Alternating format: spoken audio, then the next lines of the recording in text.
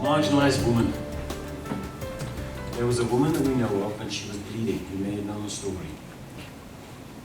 She came and touched Jesus' cloak, and she was healed.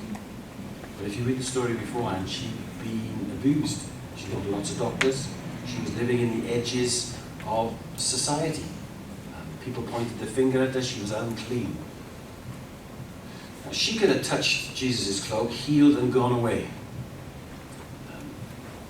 She would have still lived in the edges of society. We know what we're like as human beings. Was I healed? Was I not healed? And even if she believed she was healed, everybody else would still say she was unclean.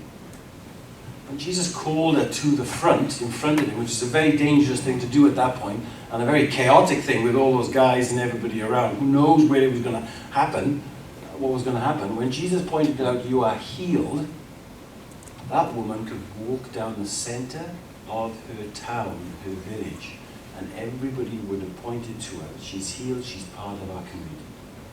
As we work with individuals who are trafficked, they've been ostracized. They're living in the shadows of society. Whether they know it or not, we look to help those people who are marginalized to come back into community to reach their God-given potential, so that they can reach their God, they can find that wholeness. They no longer have to have questions, am I healed, am I living in the edges of society? Nobody can point the finger at them and say, you're unclean. Point the finger and say, there's the power of God in that person. There's something that's occurred. And then when we look at Jeremiah, it talks about the welfare, seeking the welfare of the city. I know it was for the exiles, and we think of all the things that happened with the exiles, and we like to say, God knows the plans that he has for us, but I'm focusing on the welfare of the city. He called his people who were in exile to seek the welfare of the city. It's a short word, but it covers a lot, doesn't it?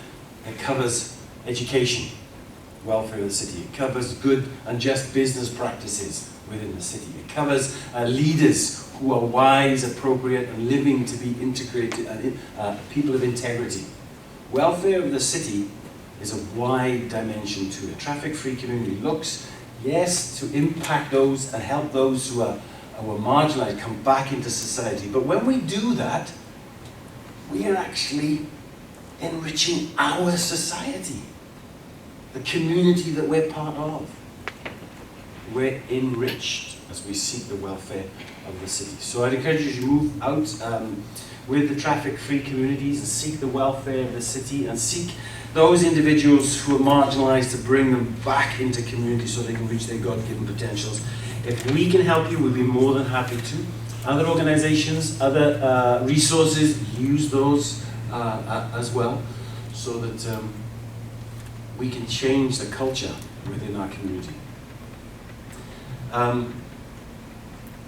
The government, a city, can always change the laws, but the laws don't often change culture. It's culture that changes laws. And as we change the culture of our community, so that impacts into the wider dimension, the state and the nation that we're part of.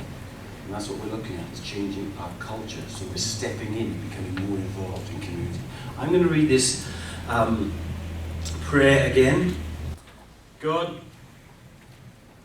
build our community. Build our community from brokenness and indifference. From brokenness and indifference. From that brokenness and indifference, build love and caring for you, for each other, for our families, for your creation. Build our community. From self-centeredness and independence, build friendship and compassion. Compassion for the marginalized, the vulnerable, the abandoned, and the despised. God, build our community. From mistrust and misunderstanding, build unity and togetherness with other peoples, religions, political mindsets, and nations. God, build our community. May we build together your loving community, bound together by love and joy, interrelated to all God's people, to the earth and to all creation. God, build our community. Amen.